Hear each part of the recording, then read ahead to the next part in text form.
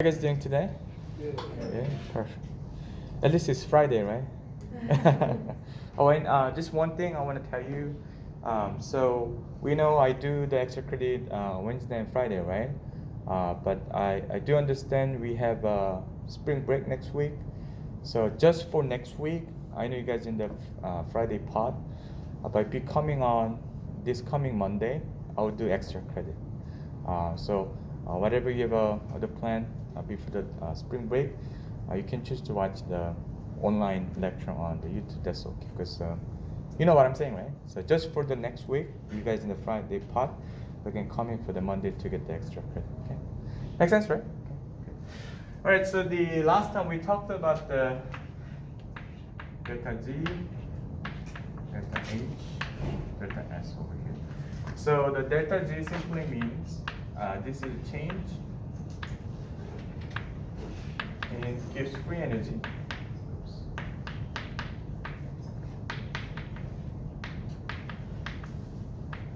And delta H means change in enthalpy. And then this is a change in entropy. So the if you look at this one over here, this Gibbs free energy will tell you about the spontaneity of the reactions. So if this become delta G is become negative, this will become spontaneous.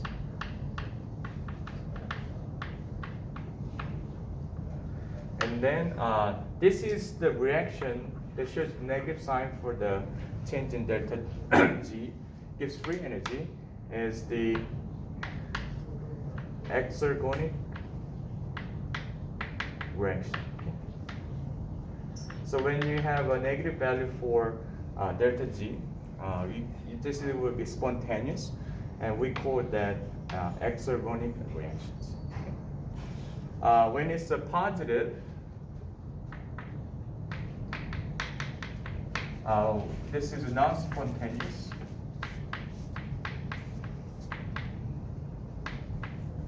And then we call this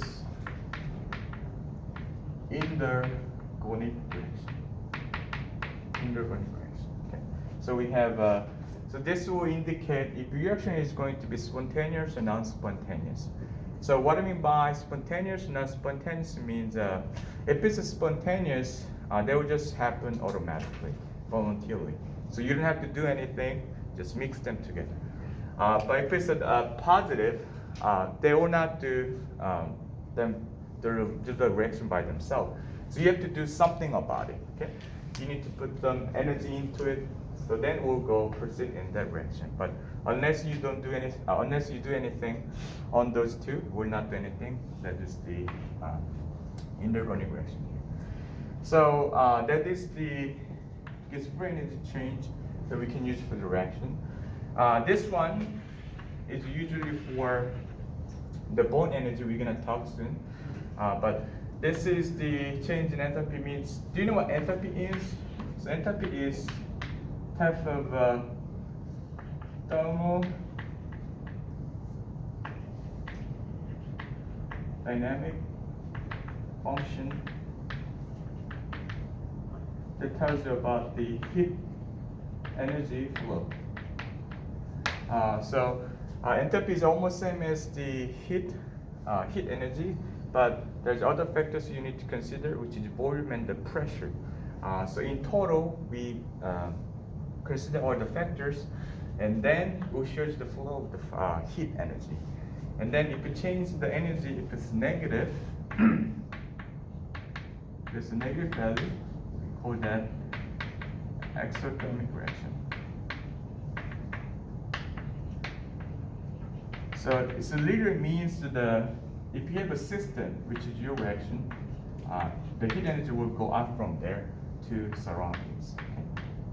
This heat energy is coming from the system. So this is the exothermic reaction, because this is kind of losing the heat energy. So it's a negative. If it's a positive, that is a endothermic reaction. In this case, we actually put in heat energy into the system. This is the system. So obviously it will become positive value because you actually adding more energy into the system. That will get more heat energy taken used for the anything. So this is the enthalpy change. Then, okay.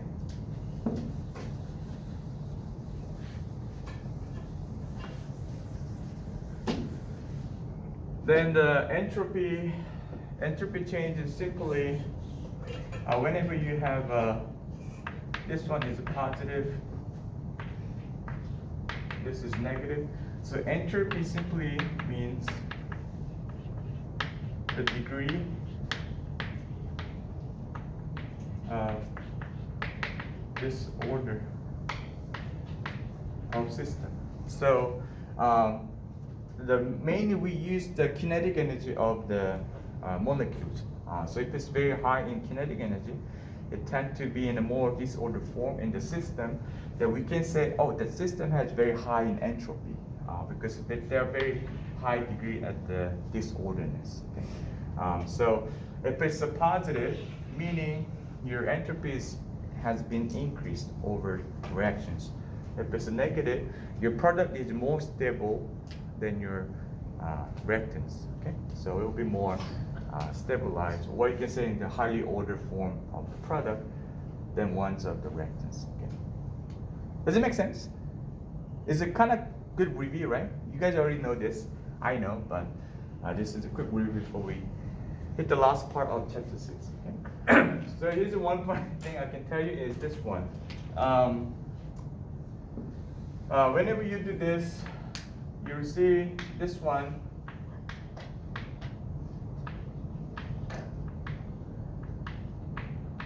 Okay, so this is the entropy change for the system and surroundings. But so system is literally just very one small, reason where you can find some reactions there, and everything else is what surrounding. So it could be just anything except that one is surrounding. So if you add them all, means it's everything, right? If you change the entropy of these two, should be the entropy of everything, right? Change of the entropy. We call this this way, change the entropy of universe, because literally if you combine these two, it's everything in the universe, and then it is always going to be positive, because the entropy change of the universe has to be always positive, because we now actually believe in Big Bang theory. So we think that the origin of the universe is coming from the Big Bang, and then we also still think that this universe keep expanding.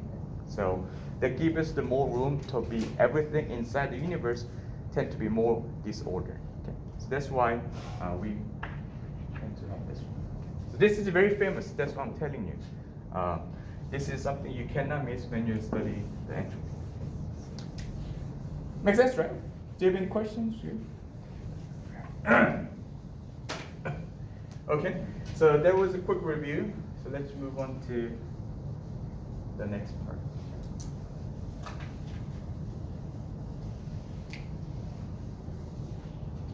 So the first thing we can talk is about the bond strength, or you can say bond dissociation energy. Okay. So typically what this really means is you have a bond between A and B. Okay. When they break apart, there's two radical fragments like this. And you might need a certain amount of energy, right? When you try to break something, you have to use a certain amount of energy to break it, right? So same here. Chemically, when you want to break the chemical bonds, you need to have a certain amount of the energy to do so. Then that is our bond dissociation energy. So if you spend a lot of amount of the energy to break the chemical bond, will actually prove what? How strong your bond was initially. So if you have a lot of energy goes into there, and break this bond here, and that means that this bond is very strong. So either way, you can call this bond strength over here. Makes sense, right? Okay. So bond strength, bond dissociation energy is pretty much the same thing. So one example I can give you is this one. So if you have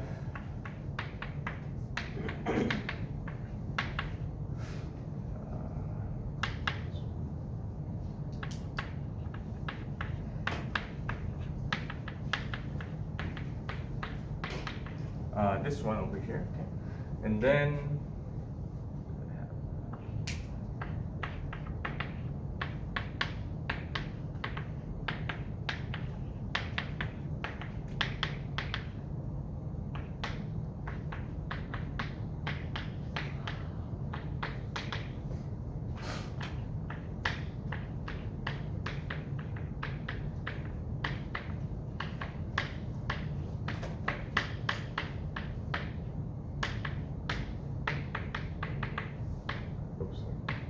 okay. So if you have these two, this is a glycerin 3-phosphate. Do you know what this is? You guys taking bio class? It's ATP. So if you compare the amount of energy can be released from the breaking this two bonds over here with water. And if you use the water to break certain type of a bond, this is what we call hydrolysis. Okay, it's definite. So you're breaking this one with the water, so we call this hydrolysis. But the most important thing is when you break this one here and here, if this bond is relatively speaking stronger, okay, this is weaker. Okay, so if you look at this one over here, they have a same type of a bond, right? This is a kind of phosphodiester bond over here and here, right? Because the phosphate type of a groups with the bond to the oxygen here and here, right? But this is relatively speaking stronger than this one. This is weaker. So you're breaking the same type of a bond, right? But you're using high energy, and the lower energy here. So what might be the good difference between these two? So same type of a bond means the same type of bond energy, the strength over there. But you only need to lose a small amount of energy here, large amount of energy here. Then the amount of energy can be released from those two bonds when it breaks will be a lot higher in here. Does it make sense? So this is the same bond over here, right here. Same bonds, right? So when you break the bonds, same amount of heat will be released. Because when they break apart, they're going to release the energy. But if you use a lot of energy into here, not so much energy in here, the energy difference you can get from here is a lot larger. Kind of makes sense. One more time, okay. So, do you see there's the same type of bond here, right? Do you see that, right? Okay. Do you see the same type of bond over here? But for this one, it's a stronger bond, bond here, weaker bond here. Meaning you have to use a lot of energy to break it. Okay? But here you don't have to use a lot of energy. So when you break the same type of bonds but different amount of the energy gain from this breakage of the bond is a lot larger. Because you don't have to use a lot of energy to get the release of the heat by breaking the bonds. Makes sense, right? Okay. So anyway, so the actual outcome is this is negative 9 kilojoules per mole. Means that's amount of energy will be released. That's why it's negative. Okay. But here is a lot larger.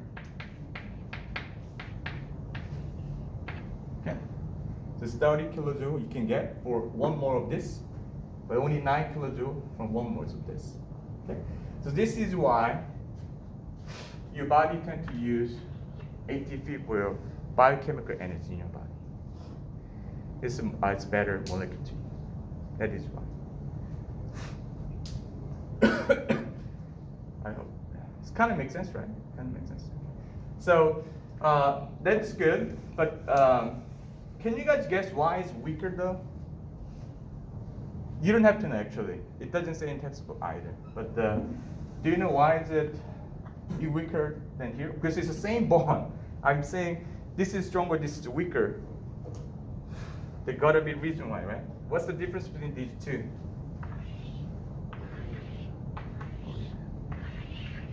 So this one can be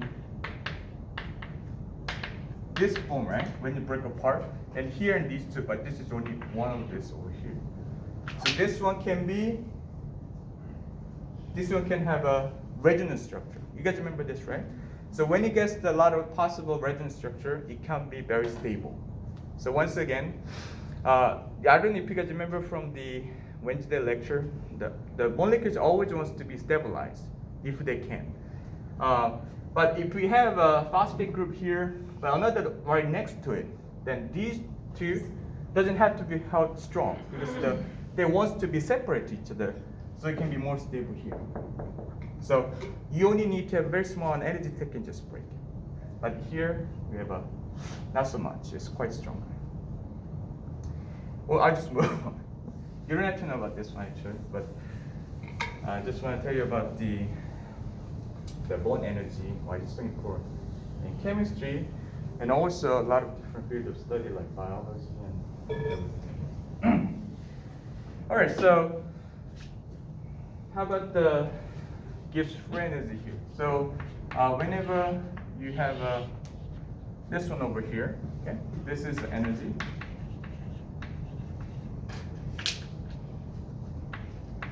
On y-axis over here, and you can try to look at the reaction over here. So maybe you can have this type of reaction over here. Okay. So, and then you see this is the reactants, and this is the products. Okay. And then if you look at the energy level between these two, the reactant side is higher than product. Okay.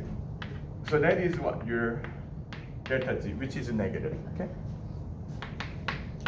So then, like I said, this is going to be your exergonic reaction, okay?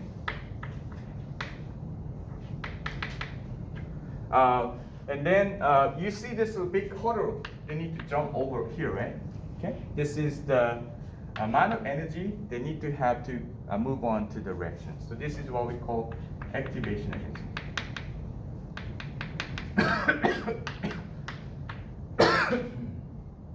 And you can actually put it like a delta Z with a double dagger sign on the right top corner. Okay, so that is the activation, what it in symbol. Okay, so very similar to your Gibbs free energy change, but just double dagger on the right top corner that makes the activation energy symbol over there. So this is if you have a really high and big hurdle to jump over, means you need to have a lot of activation energy to proceed in the reactions. That is why if it's really high,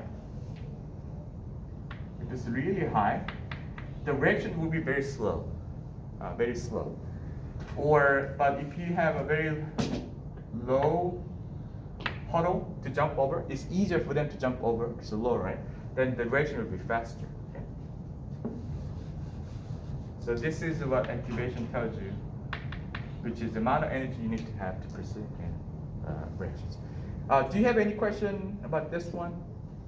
Is it kind of weird though, if you think about what I just told you today, that the reaction products, negative, so they tend to always more stable, so it'll be spontaneous, right? This is spontaneous. Okay. So I told you this one will be happening automatically, right? But also I'm telling you there's activation energy. So what do you mean by it's spontaneous? Because they need to have this energy to proceed in the reaction, right? But it has to be spontaneous. Where did the energy come from? Does it make sense? I told you if it's exergonic reaction, it has to be spontaneous. But I'm telling you that they need to overcome the activation energy to proceed. But they do it automatically. How? How they get this free energy from?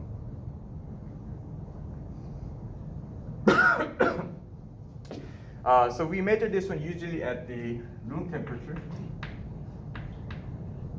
usually 20 or 25. Whenever you think about the room temperature, do you know what temperature means, right? I think I mentioned a couple of times. So we're assuming they already have enough amount of energy from the environment, which is the temperature. Because temperature actually indicates how much heat energy you have in a unit volume. So normally, if it's negative, they can have enough energy to just go over this hurdle here. Okay, so that's why it will be spontaneous. Even though they need to require some activation energy, no problem if it's exergonic reaction. They always tend to be more stable, but it depends on how fast, how slow, but they were spontaneous. Makes sense, right? Okay. All right. So let me give you one example over here. So we actually learned about this one. So try to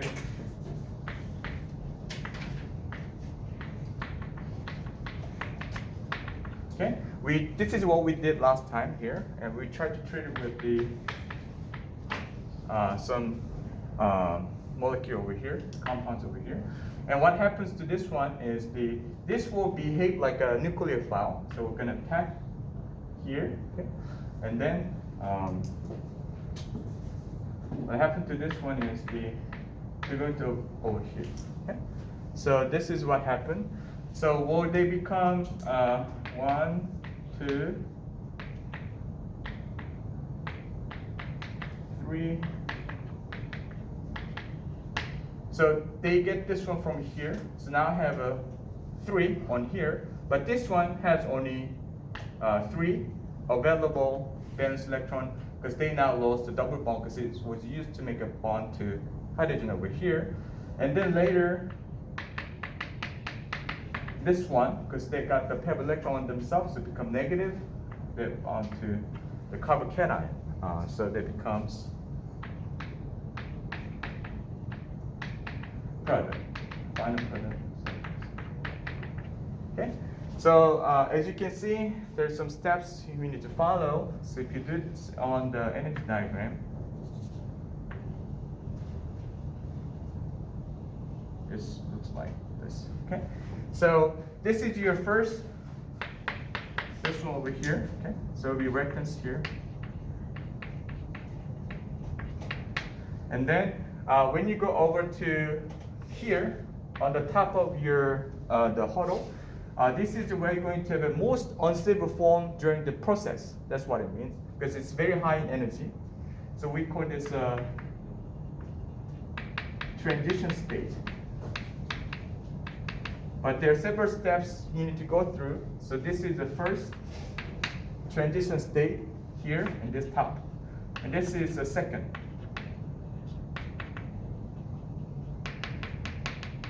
Transition state. And then here, what happens in the first transition is this one. If you look at this one over here, in the first transition, they actually going to have. So this is going to be. So the bond between this one is linked to hydrogen, okay? But semi, like because it's in the middle of the step, so it'll be like this double bond moving to the hydrogen, and this is also kind of moving on to the bromine, but not yet. So they're all kind of linked, like together here. Okay. So eventually, this is gone, mate, gone. Okay. But in the middle, in transition state, you have this type of a weird complex. Okay, so this is why it looks very unstable, right? It has to be very unstable. So this is very high in the transition state. This is what they're doing in over here. Makes sense, right? In here. There's one more thing that I need to tell you. So, you know what KMT? Kinetic molecular theory. Do you know how the direction happens? Well, so we never seen how the direction happen molecular level. It's almost impossible. But still, we believe that direction happens. So maybe if you have A and B, but later they make C, A, and B, then what happens to this one to be CAB? They have to collide together. It's collision theory. So there has to have a physical contact. So it's not like they just transport their parts like in some weird space and just make a new product out of nowhere. No, there has to be collide in the very proper angle. It's favorable angle so they can form the stable bond. Okay, so this is what we believe. We never seen this one actually yet, but we chemical chemists or the biologists or physicists all believe that there has to be physical contact to be new product and so on.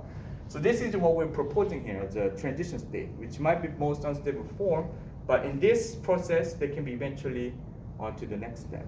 Okay, so if that is happening, eventually down here is more stable, right? You have a bit more stable, but not as stable as the reference over here yet, because you can have a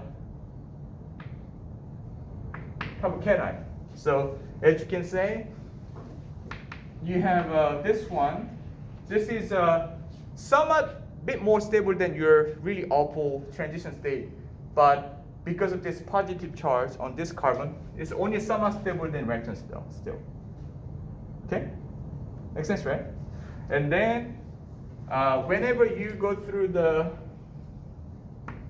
this direction was here, which will be somewhat also unstable, but not as much as the first one was kind of more dramatic, right? So be up to somewhat higher position here. And then once you do this one, you eliminate the charge. You now have a bromine also don't have a negative charge anymore. You become a lot more stable over there. Okay? So now you have products. Oh, did you show you the products? Yeah.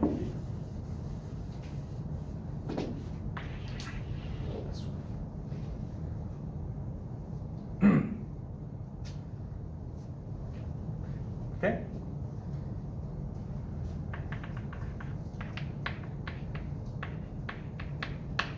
Okay, so does it make sense? Okay. Okay. So maybe on your exam, I might say something like this one. So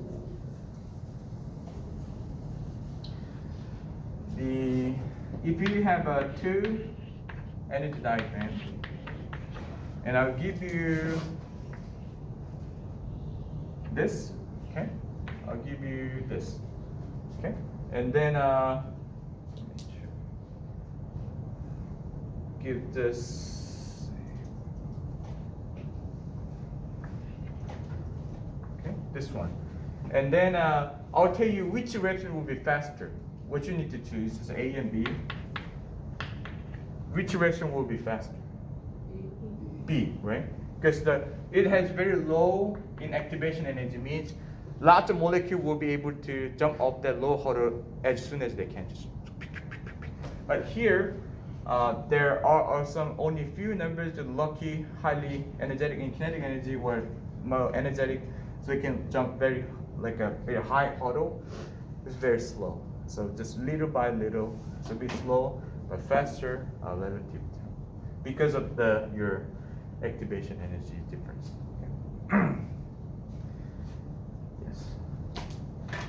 Makes sense, right? Okay, perfect. So there's one more thing I want to mention here. will not be on the exam, to be honest. But I just want to tell you, it also says in the textbook, so I'll just do it very quick. Okay? So here's the thing. This is the uncatalyzed,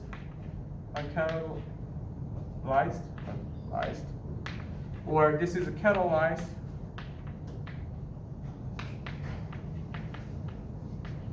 by enzymes. Okay, so as you can see, the product, the reactants in the product, the gap will be all the same. The catalysts only do the changing the activation energy.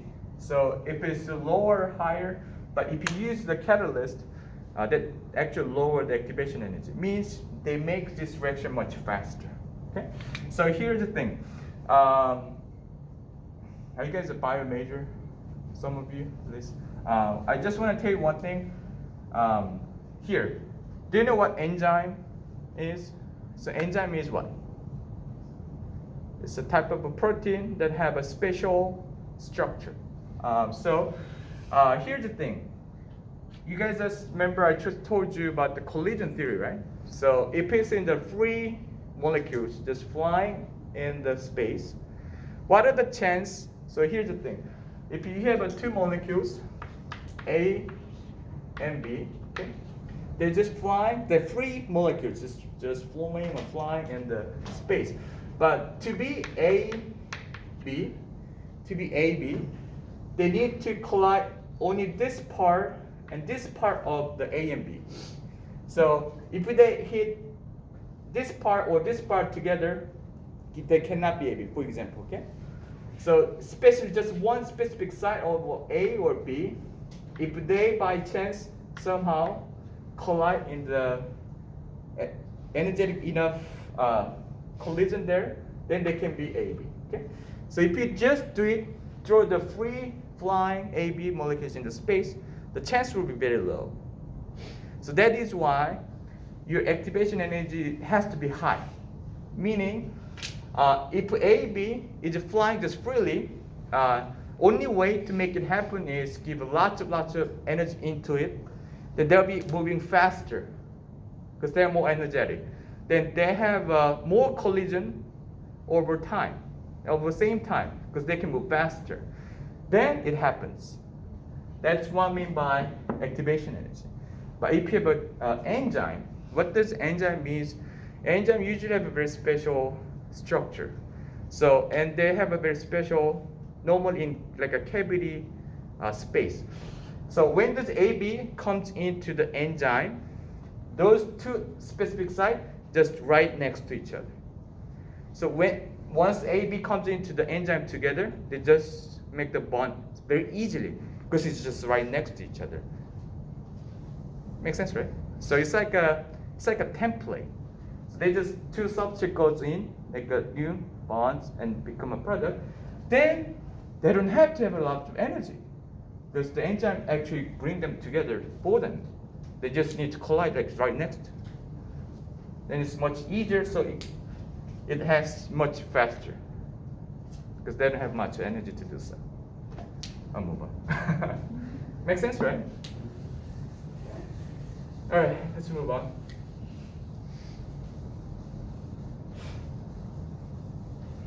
All right, so we're done with the chapter 6. So moving on to chapter 7. So the chapter 7 is about the alkene. Alkene. So the alkene is simple. If you have any compound that with the double bond between carbons, that's your alkene. Okay? So if you have a alkene compound, you can assume there's be at least one double bond in your compound, organic compound. There is something interesting property of this alkene compound. So we're going to discuss in chapter 7. I will always want you to start with the nomenclature first. So if you have this one, okay? If you have this one over here, this is a 1, 2, 3, 4, 5, right? So 5 will be pent, and then it's all single bond is pentane, right? But if you have double bond here. Okay. Only thing you have to do is change this one to ENE, and then one more thing you need to do is you need to locate where your double bond is. Okay, like your prefix, but you also do that for your double bond here. So you have the double bond between this carbon and this carbon. So to give the lowest possible number for this location of double bond, I'll count the carbon from here.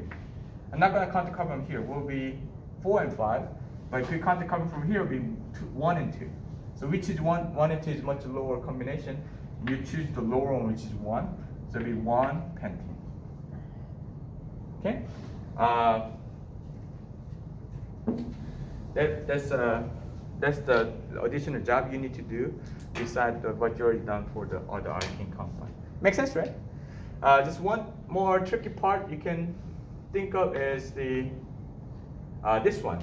So in this case, like I said, this was quite easy case, but this was a bit tricky because when you try to find the longest carbon chain, this way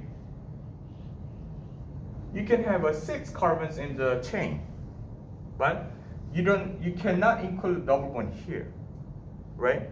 If you do 1, 2, 3, 4, 5, 6, that might be the longest carbon chain you can have in this compound, but it's not including double bond here. But if you try to include the double bond here, you're missing the other carbon, which only gives 1, 2, 3, 4, 5. Then you always go with the one with the double bond. Okay? Now you don't have to worry about the longest carbon chain. If there's a double bond, even makes it shorter, that is your longest carbon chain.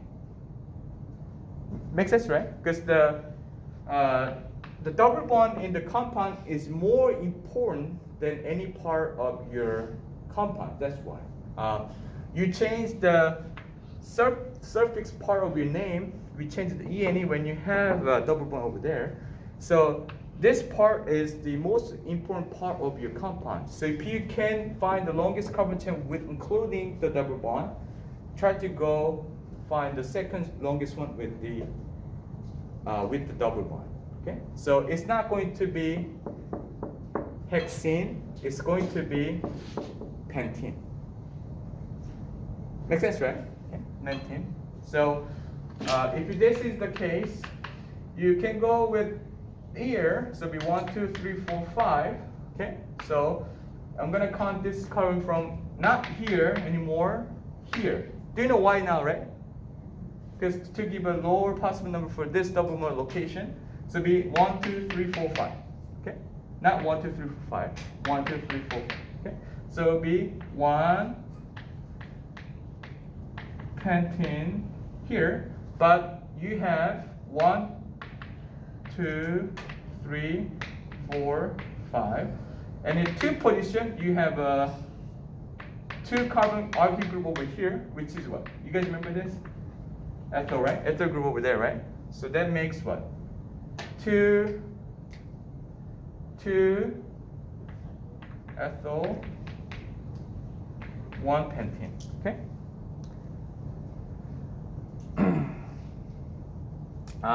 There's some people do, you can do. This is kind of confusing. You see the 2 methyl, 1 pentene. So some people, what they sometimes do is, this is okay too. So double bond at 1. So you can say ethyl, 2 ethyl, 1 pentene, 2 ethyl pentene, 1 ene. That's all. Either way is fine actually. A lot of young chemists wants to do this, but I'm an old timer. I'm gonna, I don't know. But it's up to you guys. It's the same thing. Because if you do it this way, it's kind of confusing. I don't think it's confusing, but it's one is, I don't know. It's up to you. Makes sense, right? Okay. So I'll just stop here today. And then let's do extra credit. Okay.